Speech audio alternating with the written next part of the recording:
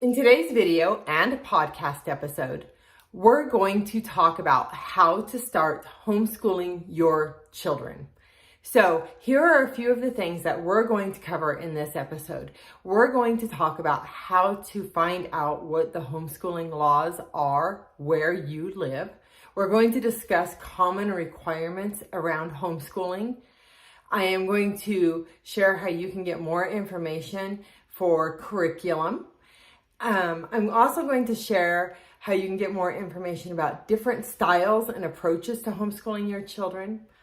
In addition, I will share how to find a homeschool group near you.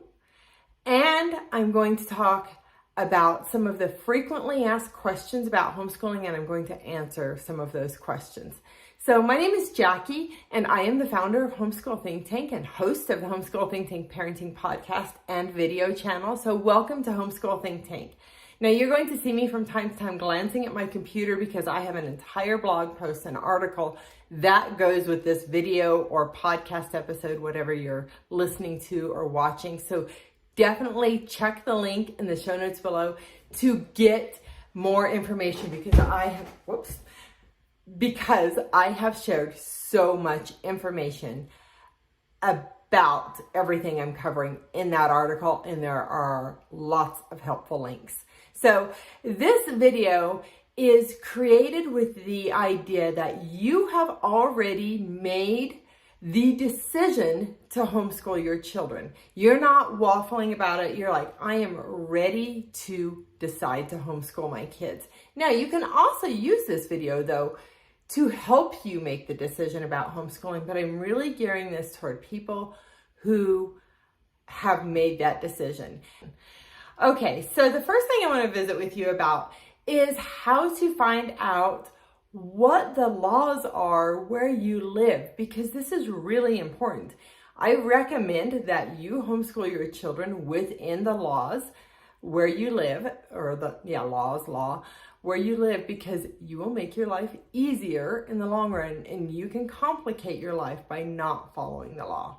So the three things you need to do, in my opinion, are: one is you need to visit your state or your country's most popular homeschooling website, like their organization, their association. And it's not like you're going to find the same organization in every state. They're all different. They're named differently. But I'm going to tell you how to find those here in a second. The other thing you're going to need to do is go to your public education department's website and see the information that they share. And the most important thing I think you need to do is actually talk to somebody at that local homeschooling organization. Talk to other homeschoolers where you live. And I'm going to explain why here in just a moment. But first, I want to tell you how to actually find those organizations.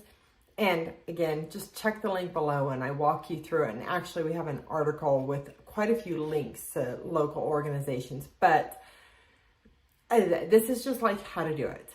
So what you're going to do is you're going to go to Google, right? Or go to Facebook, or go to like your social media platforms, your search engines, type in your state or your town or even your county, or if, let's say you live outside of the US, but your country is sort of a smaller country, maybe even your country, and type in the word homeschool and your town, your state, your county, your country. Try all sorts of different variations. Homeschool, homeschooling. Homeschool is one word, homeschool is two words. Home education, alternative education, words like that. And I have more words in the article that goes with this episode. But that's one way that you're going to do a search for homeschooling organizations near you, where you live. The other thing you're going to want to do is go to your local library, your museum, even your school districts oftentimes have information about homeschooling. Even other like private schools or charter schools have information about local homeschooling organizations That's another way that you're going to find homeschoolers who like live within a few miles of you, right? And then even like your parks and rec centers, scouting organizations, anywhere that serves children, like your local gymnastics studio. And a lot of those places actually offer things in the daytime for homeschoolers.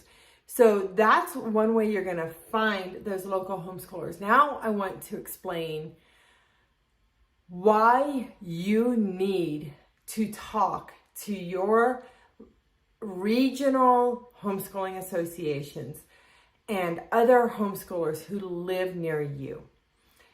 So the public education system and homeschooling organizations have totally different agendas. A public school system is designed to keep your children in their system, and they are incentivized to do so, at least in the United States, and I think pretty much everywhere, but there's always exceptions.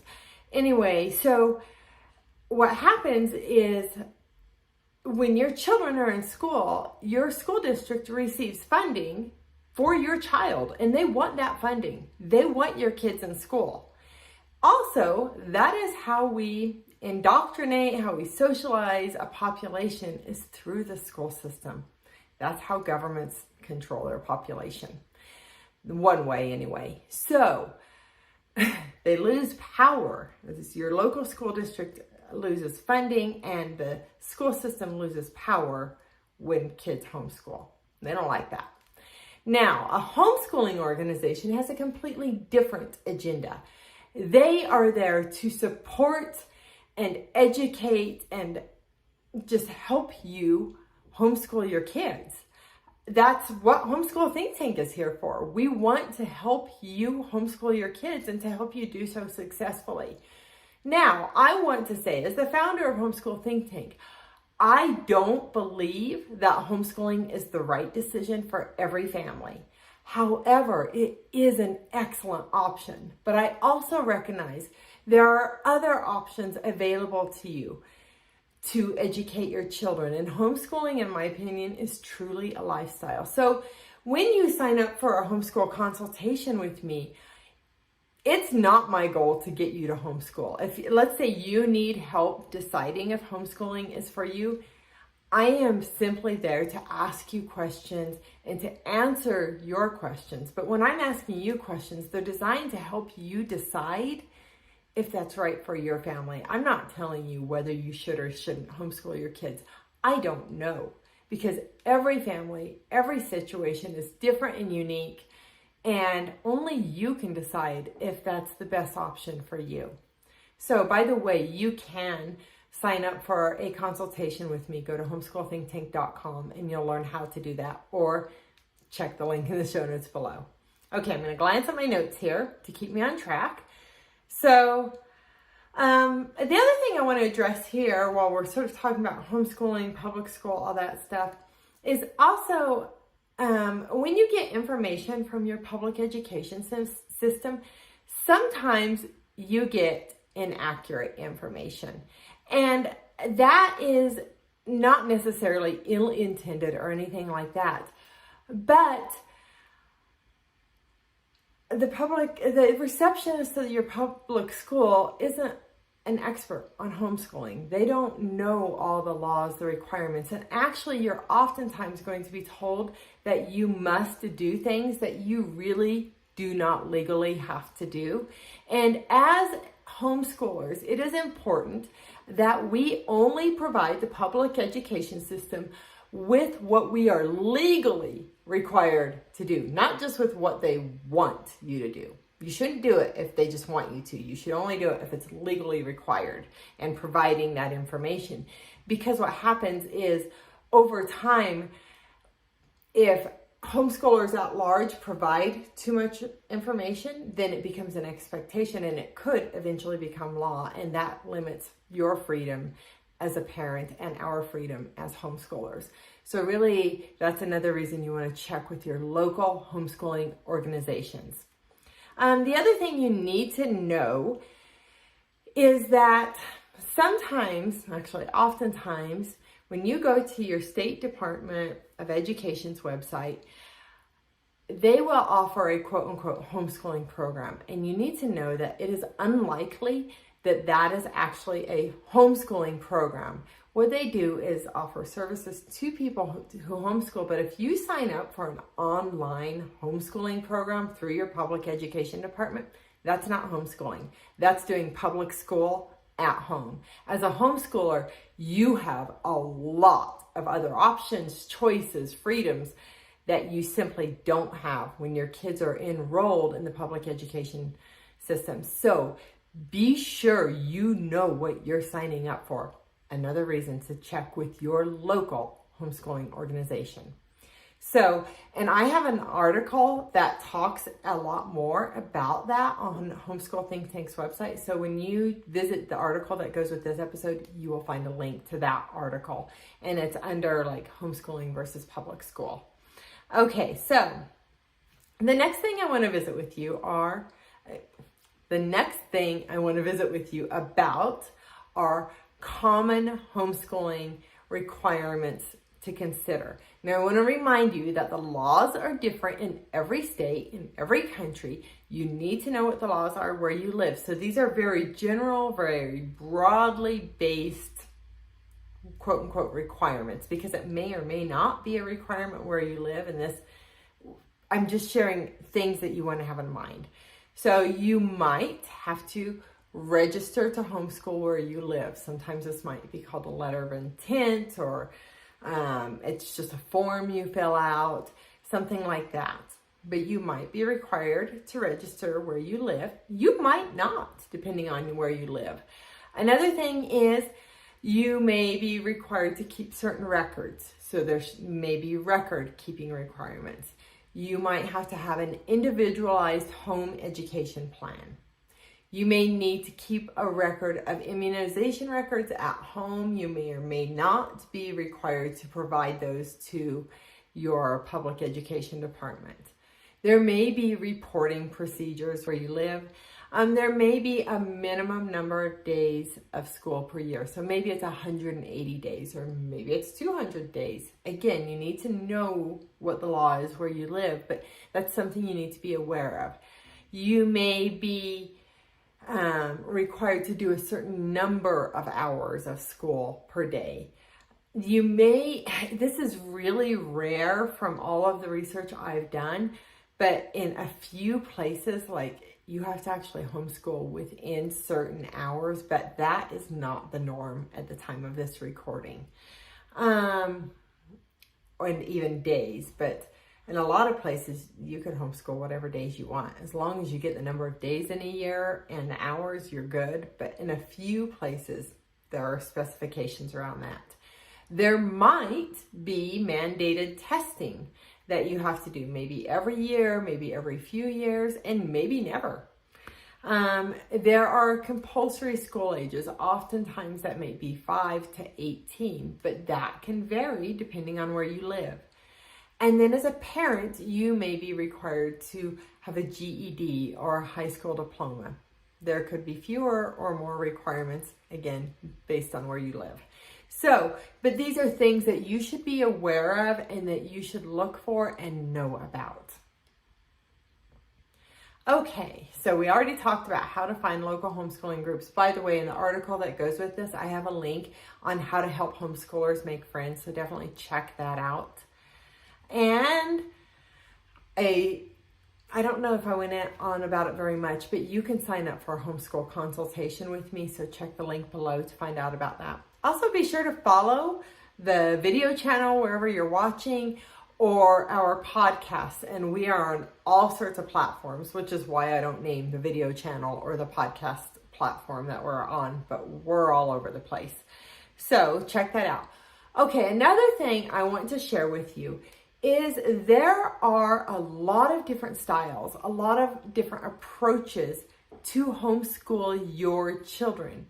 And I think it's really important that you know what they are and know what your options are, because what generally happens is parents, when they start homeschooling their kids, they try to emulate the public school system in their home. They try to do school at home. And I can tell you, when I started, it was like, all right, we have to be up by this time, and we're like sitting down at the kitchen table to do school at 8 a.m. And then we have this much time for this subject, and then we're going to take a recess here and lunch here. And that is the quick way to burn out. I'm telling you, if you want to homeschool for a really long time, you need to understand that your home is not a quote unquote school, that education can happen in a variety of different ways. There are many different approaches to homeschooling your children. So learn about all the approaches, all the styles to homeschooling your kids. And I want to say, don't do school at home. Homeschool, and educate your kids. But trying to do it like they do it at school is absolutely exhausting, but it is the most common way for parents to get started. And I actually think it's probably one of the number one reasons parents burn out and send their kids back to school. So be flexible in your approach. Understand that education happens so many ways. So I have like 100 podcast episodes that can help you understand all the different things and lots of articles. So go to Homeschool Think Tank and you can learn more about that. And there is a link to a styles of homeschooling article in the article that goes to this video or podcast episode. So I also want to suggest that you learn about different styles of homeschooling, visit with other homeschoolers before you run out and purchase homeschooling curriculum, because what you learn will make a difference in what you buy, in what you purchase. So it's really important to educate yourself about different styles of homeschooling and actually just visit with other homeschooling parents and say, hey, what worked for you? What didn't work for you? And just sort of like really visit. And I think that'll go a long way for you as you start to homeschool your kids. Now, in some states, you may have to have a very specific plan, so you may need to have those conversations very quickly, which is why I tried to help you figure out how to meet other homeschoolers where you live and find those local homeschooling organizations. All right, so the next thing I want to do is answer some of the frequently asked questions about homeschooling so that you just sort of know these. And again, all of these vary depending on where you live, what the requirements are where you live, what the laws are where you live. So, what subjects are required for homeschooled students? In general, reading, language arts, math, social studies, science. Those are sort of almost everywhere those are required. Now, within the subjects, like you might have spelling and handwriting, within your language arts and different things like that. There could be physical education, music, art requirements, computer science or technology requirements. So again, just be aware of the laws where you live. But those are common subjects that are required.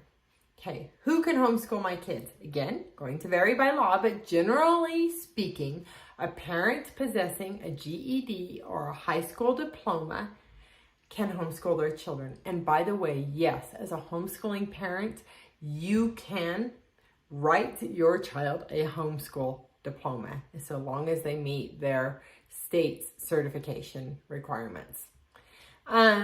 When does my child have to start school? Generally, it's around 5. It might be 6 where you live. Learn what the law is where you live. How do I register for homeschooling? Again, the law is different in every state. You need to go to your local homeschooling organization to find that answer and your state Department of Education. But again, always visit with your homeschoolers first and then really get serious about what's required with the state. How many days a year do I have to homeschool my kids? On average, around 180. Could be less or more, depending on where you live. So, finally, if you are still thinking about homeschooling, I want to offer you 2 things. One is sign up for a homeschool consultation with me, and I will visit with you about whether you think that's the right decision for you or not. You can ask questions, and again, I can ask you questions to help you work through that. By the way, I am a certified life coach. I am a licensed physical education teacher, and I have been homeschooling my kids for approximately 15 years. So I have a wealth of knowledge and a pretty good skill set to help you decide if homeschooling is the right decision for your family. And if you want support, if you want help as you homeschool your kids, sign up for a consultation with me. We can visit about that, and I can offer you short-term or longer-term support depending on what you want and need.